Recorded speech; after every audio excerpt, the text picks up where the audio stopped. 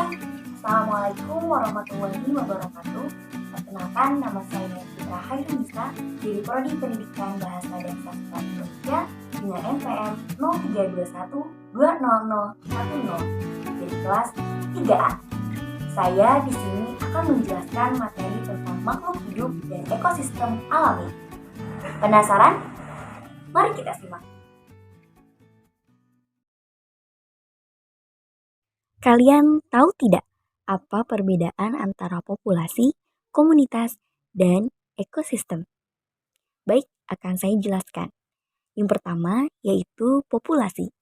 Populasi adalah sekelompok makhluk hidup dengan spesies yang sama, yang hidup di suatu wilayah yang sama dalam kurun waktu yang sama pula.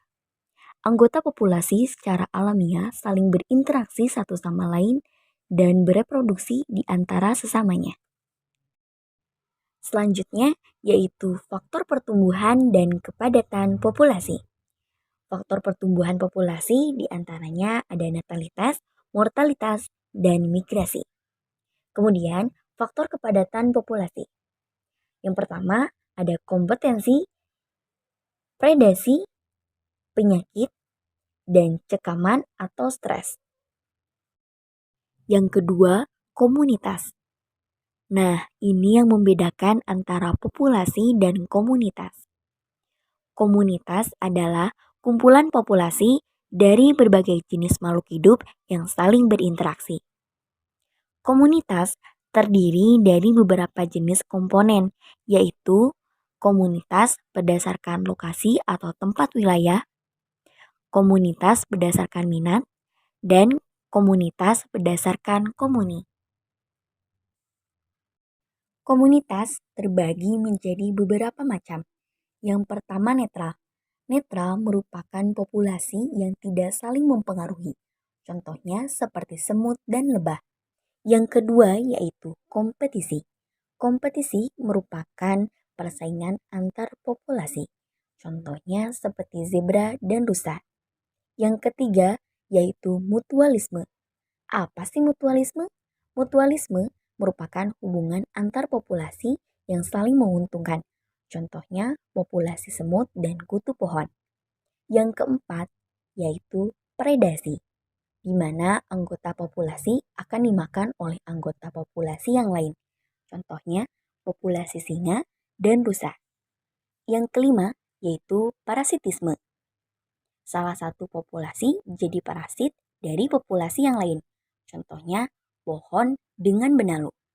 Dan yang terakhir yaitu komensalisme, yaitu populasi yang satu untung dan yang lainnya tidak rugi. Contohnya seperti pohon dengan anggrek. Yang ketiga yaitu ekosistem. Apa sih ekosistem? Nah, ekosistem adalah kesatuan dari komunitas dengan lingkungan hidupnya. Ekologi adalah ilmu yang mempelajari hubungan timbal balik antara makhluk hidup dengan lingkungan hidupnya. Lingkungan terbagi menjadi dua, yaitu lingkungan abiotik dan lingkungan biotik. Lingkungan abiotik seperti tanah, air, udara, cuaca, iklim, suhu, cahaya, dan lainnya. Sementara lingkungan biotik merupakan organisasi lainnya. Semua makhluk hidup yang terdapat dalam suatu ekosistem.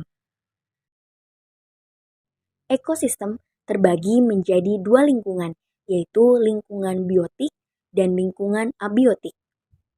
Lingkungan biotik terdiri dari 3 komponen pembentuknya, yaitu produsen, konsumen, dan pengurai. Yang pertama yaitu produsen. Produsen merupakan makhluk hidup yang menghasilkan makanan. Misalnya, tumbuhan yang memiliki klorofil. Yang kedua yaitu konsumen. Konsumen merupakan kelompok yang makanannya tergantung secara langsung maupun tidak langsung pada konsumen. Contohnya, hewan dan manusia. Yang ketiga yaitu pengurai. Pengurai merupakan makhluk hidup yang menguraikan sisa makhluk hidup yang sudah mati. Contohnya, bakteri dan jamur. Tentunya, dalam lingkungan biotik terdapat rantai makanan dan juga jaring-jaring makanan. Nah, apa ya perbedaannya? Perbedaannya yaitu rantai makanan merupakan perpindahan energi dari sinar matahari yang dipakai oleh tumbuhan melalui serangkaian organisme dalam peristiwa makan-memakan dengan arah tertentu. Sedangkan jaring-jaring makanan merupakan rantai makanan yang satu dengan yang lainnya dalam suatu ekosistem akan saling menjalin sehingga membentuk jaring-jaring makanan. Selanjutnya yaitu bentuk ekosistem alami yang terdiri dari ekosistem darat, ekosistem air, dan ekosistem buatan. Yang pertama yaitu ekosistem darat, seperti ekosistem hujan tropis, sabana, padang rumput, dan ekosistem gurun.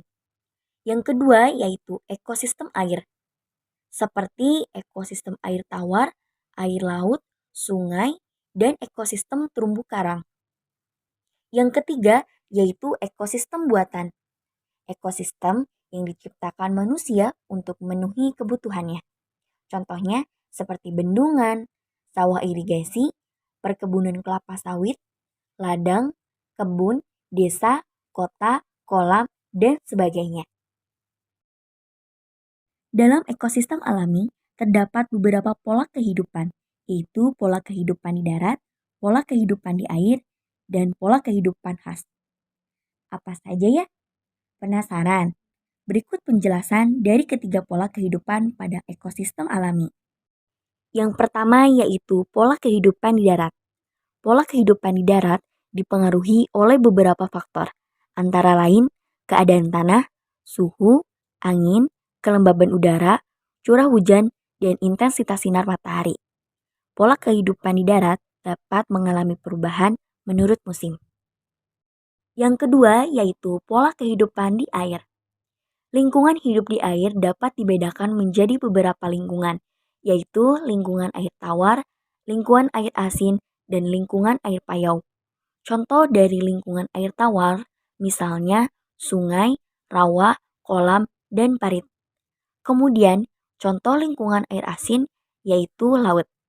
Dan yang terakhir yaitu contoh lingkungan air payau, misalnya air muara sungai dan tambak. Pola kehidupan yang terakhir yaitu pola kehidupan khas yang terbagi menjadi simbiosis dan antibiosis. Dalam simbiosis mencakup simbiosis mutualisme, yaitu hubungan yang saling menguntungkan. Kemudian simbiosis komensalisme, yaitu hubungan yang satu diuntungkan dan yang satu lagi tidak dirugikan. Dan yang terakhir simbiosis parasitisme, yaitu hubungan yang satu diuntungkan dan yang satu dirugikan. Oke, kemudian antibiosis. Apa yang antibiosis? Antibiosis atau antisimbiosis adalah persekutuan hidup antara dua jenis makhluk hidup yang satu menghambat kehidupan makhluk hidup lainnya.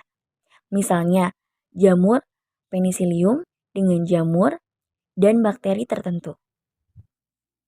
Cukup sekian materi yang saya dapat sampaikan. Semoga bermanfaat untuk kita semua. Sekian dan terima kasih. Wassalamualaikum warahmatullahi wabarakatuh.